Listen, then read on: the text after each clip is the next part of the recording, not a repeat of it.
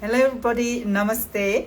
My name is Ange or Anjali. Today our topic is cervical health or with our gynae nurse and our first ever guest from Nepal, okay? But she is residing in Australia. All right, okay, her name is Benju and she is here. Okay.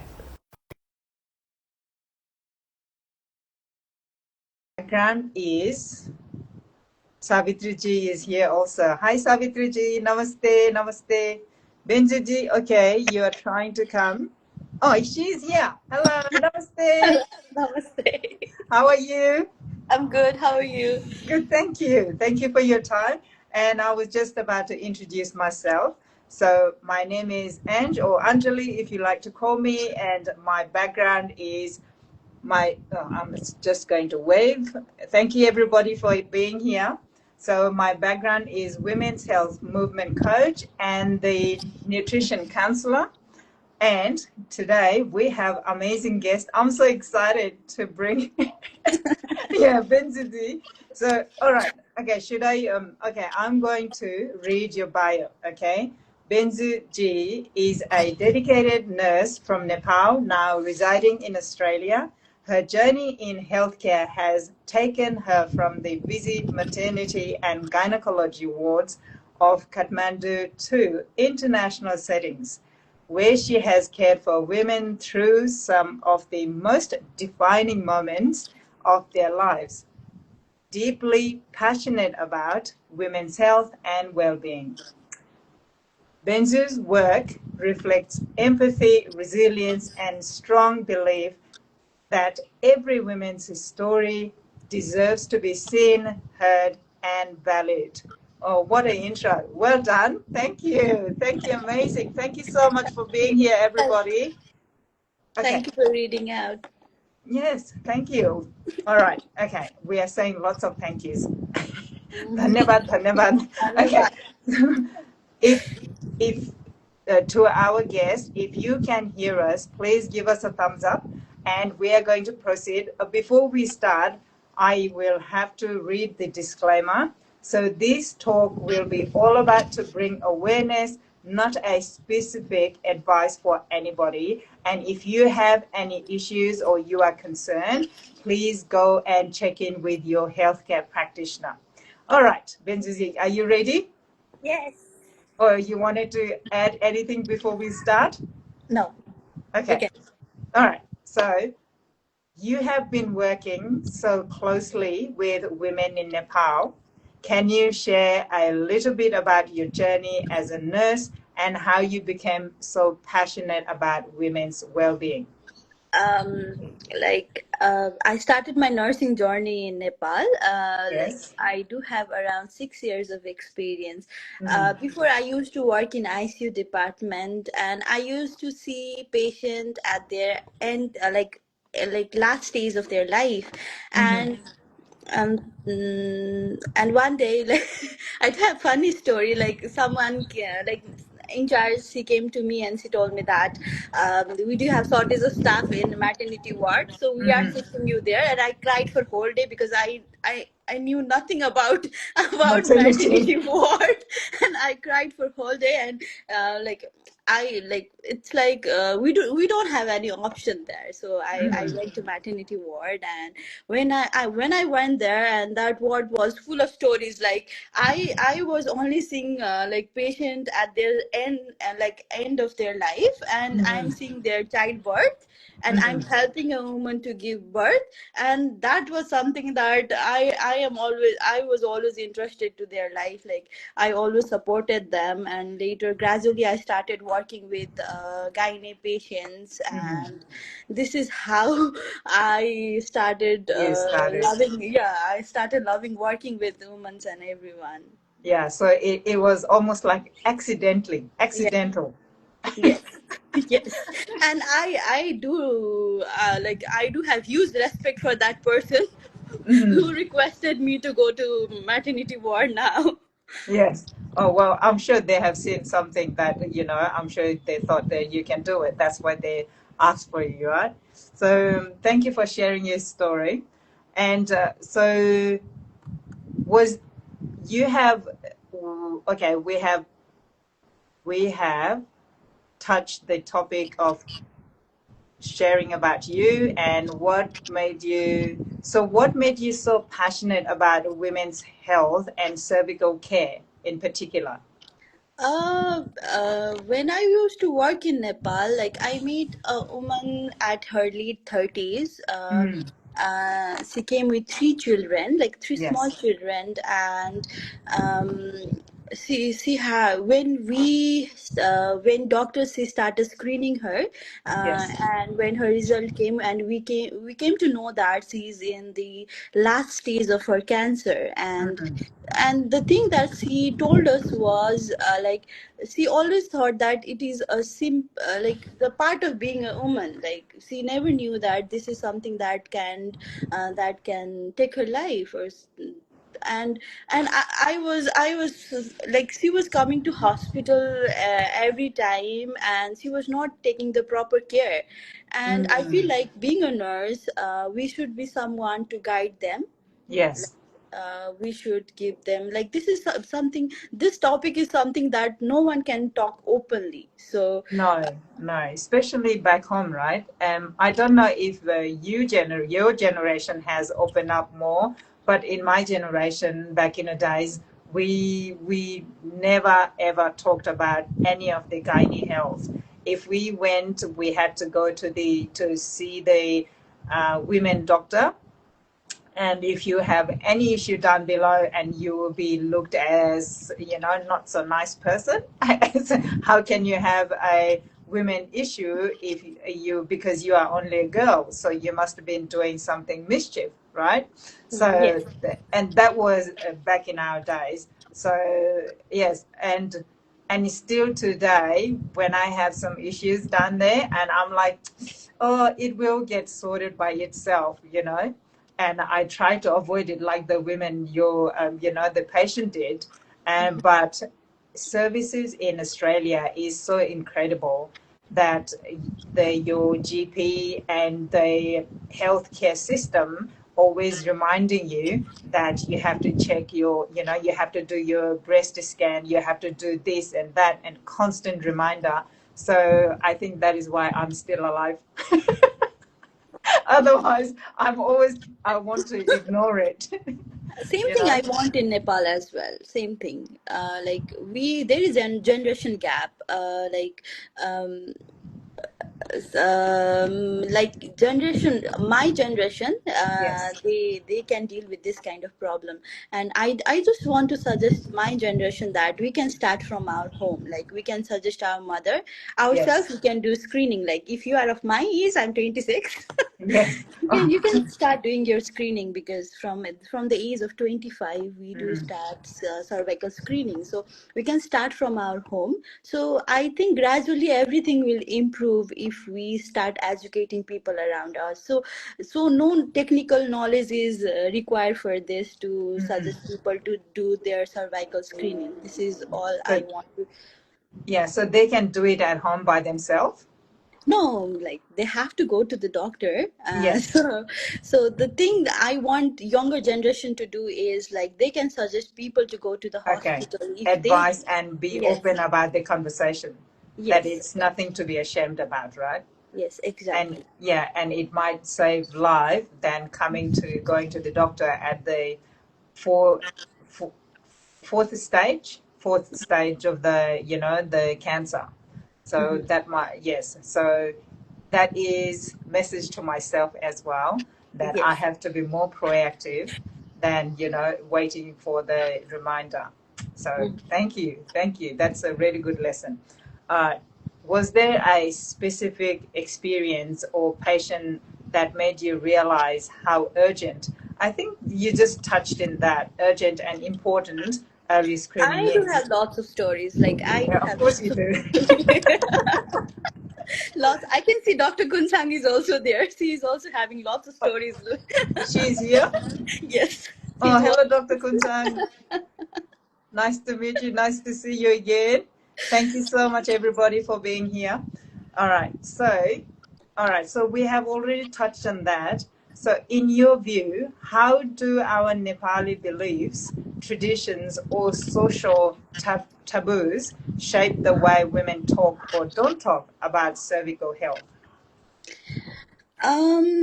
I feel like the thing that is must in our country is awareness. Oh, Dr. Kunsang is sending the live request. We can add her. Yes, we can do that. Yes, of course. This is Dr. a wild Kunsang. card. Maybe this is a wild card entry. Welcome. Yes, it's No, no, Arjun. no, no. Sorry, sorry. I don't. I'm not meant to be there. You didn't mean to. You didn't mean to come live. Hi. No, Hi. namaste, namaste, Dr. Namaste. Kunsang. Uh, It's okay. It's okay. If you are free, you can introduce yourself so everyone would know. So what the amazing work you do. not amazing, but it's my regular duty. Yeah, because you are He's like a very wonderful. renowned gynecological doctor in Kathmandu, right? Yeah, yeah. Dr. Kunsang. I am an obstetrician and gynecologist. Yes. At the moment, I do fertility also. At the same time, I'm pursuing my cosmetic gynecologist fellowship. Oh, fantastic. So what is cosmetic gynecology? Usually, it is mainly associated with our genital organ. As we get aging, right? All Sorry about that. our genital organ also start having many problems. Mm-hmm. Not only with the menopausal or perimenopausal lady, even with those who have a normal vaginal delivery, after a certain period of time, it start descending, right? A The prolapse, right? prolapse. So, yeah, usually in our country, mostly this thing is a normal process, so they just ignore it. Yes. But slowly they start developing stress incontinence. That is, they can't hold the urine for a longer period of time. They start leaking while they are coughing, sneezing, Mm-hmm. or carrying a heavy loads. This kind of thing also happen in our country. And besides that, we have many prolapse, vaginal prolapse in the third degree, where people they in the remote area they just ignore it and they don't know how to prevent it first. Mm. And once they have, they just start putting whatever the object they have. Some they put a potato, or some they put What? a ray. Yeah, this kind of things also No it way. happens. Yeah, now it's getting low Wow. actually. Yeah, it's Wow. getting, Thank you for yeah, sharing that. That is a yeah. big eye-opening, I think, story for the like practitioners over here that people are putting potatoes to, stop the prolapse, right? Yeah, Wow, incredible. Yeah, and what yeah. about the cervical care? Is there a lot of cervical health issues or not in Nepal? Actually, we have a many cervical cancer rate is very high. Usually, people they don't go for cervical screening in the early time. Yes. The first reason to have a cervical cancer is our early marriage. So Yes. usually people they get married before the 20 years. In the Mm-hmm. Terai region, around 25 years, they already have a 3 kids with the sterilization. They already do the sterilization with the family planning, this kind of thing, Mm. you know. By 25, they look like a 40 mama, 40 years girls. Yeah. Yeah, so it is very poor. But the government is initiating to give a vaccine. Last year, the previous year, they gave a vaccine for 10 to 14 years girls. Oh, yes. So Is that before called exposure, the HPV? HPV or yeah, no? HPV, Or it's, yeah, yeah, yeah. So, human papilloma virus. okay. Yeah, Thank that is you. the main culprit. That is the main virus which causes the cervical cancer. Oh, 18 okay. and 16, yeah. Yeah. Thank you. Thank you for popping in and sharing your story. If you would like to stay, please stay. If you'd like to go, you're free to go. All right. You can stay. That Yeah, was sure, a, sure. yeah. Thank you so much for sharing that. So, all right, Benji, okay, how I have am you nervous ever now. I'm So nervous now. yes, I'm no, nervous now. Dr. Kunsang is there. yes, we're all going to come together and talk about it. So, have you ever faced challenges or judgment while trying to spread awareness about women's health? And how do you respond to it? Yes, sometimes I guess. Maybe more than me, Dr. Kunsang is facing lots of judgment regarding this topic. But yes, like while doing counseling with patients, we do face this kind of problems. And like mainly someone, I don't want to be that discriminative, but um, this someone from their family, like their father or their husband, when we come and talk about this topic, they usually come and stop us, like you are not supposed to talk this kind of topic in front of us or something like that. You should have the separate counseling room to talk about these things. Yeah. So I have found some females from rural area that they are not easy to talk about their uterus as well. So I guess these things are something that we all. But one thing, the one positive thing that I have is I always smile when they talk negative, negative thing in front of me. I smile and reply Yeah. them in such a Yes. way that they never come in that arguing phase. So I Yes. always So smile. they can't get angry at your pretty face, right? Uh, maybe Yeah. I guess. So, Dr. Kunsang, how do you handle this situation?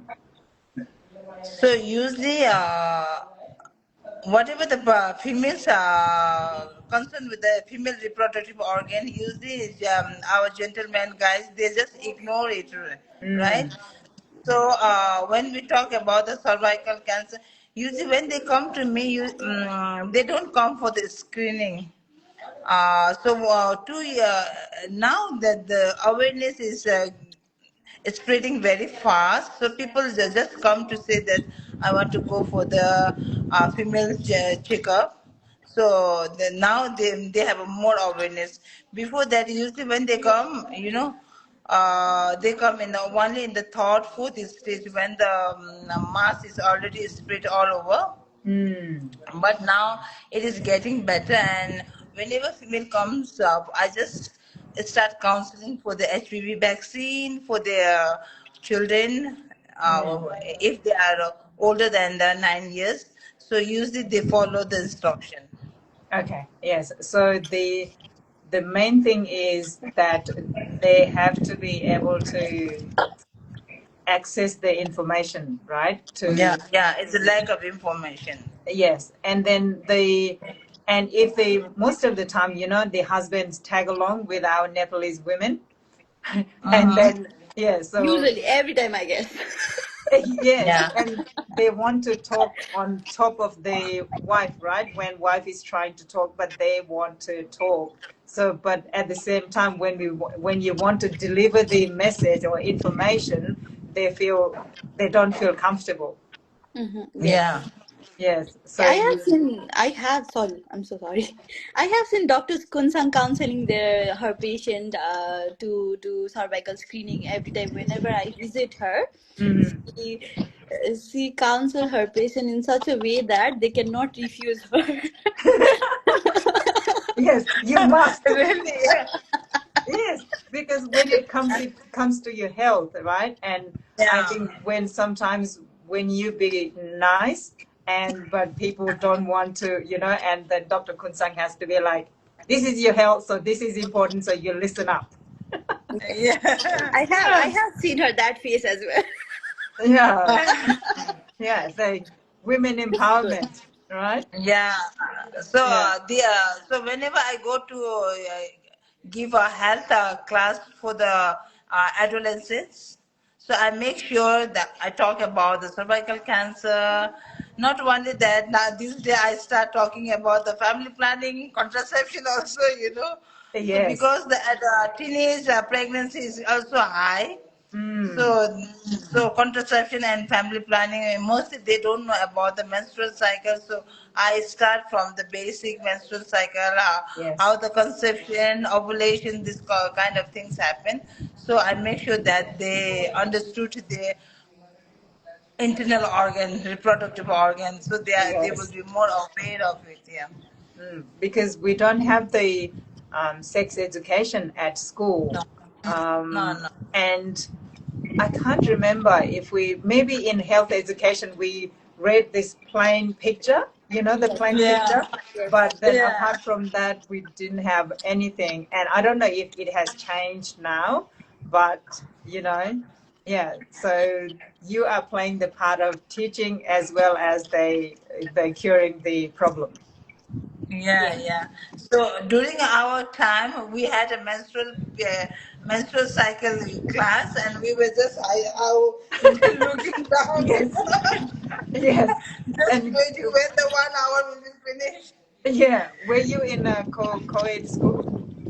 No, no. In the school, we had health educations Yes. regarding the reproductive organ. We were just looking downward. Yes. Did you have boys in a class? Yeah, yeah, Yes. Oh, that makes it different because I was in a yeah. girls' school, so we didn't have, I can't remember those awkwardness. But yeah, I can imagine that one, especially back in the days. Ah. Yes. So, okay. So, how do you think gives Nepali women the courage to finally speak up or coming forward for screening? Um, So, go ahead. Yeah, Benji, come on, go. Alright. No, no, Dr. Kunsang, you can answer this. No, because you started. Come on, we start. Okay. Yes, at least. I just feel like uh, I said that earlier as well. Like, if we start speaking from our house, like from our own home, maybe then only after that a woman will feel comfortable to talk about all this. My mother sees totally comfortable to talk about these things. Like, Yes. Expanded. being a gynae nurse who is more experienced in gynae department, I always heard everything, whatever happens in my hospital. So if other lady who is talking about this thing makes the one who is suffering from this kind of thing comfortable to talk, like if someone is having bleeding or problem with their gynae health, and I come and speak up about that, like nothing is safe to talk about this. The thing we are doing over here, and we are going to publish this.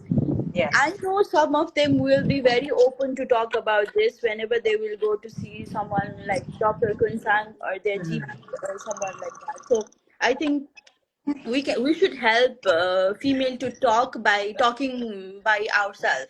Yeah, talking Just more about it yes, yes. The openly. initiation should be done by ourselves. Yes, and it starts from home. Yes. Yes. Yeah. Dr. Kunsang, would you like to add anything?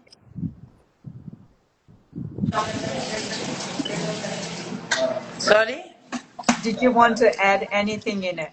How? Yeah, actually, the main problem in our country is financial independent. So whenever they have to ask a small penny from the husband, Yes. they don't feel comfortable to go to the hospital.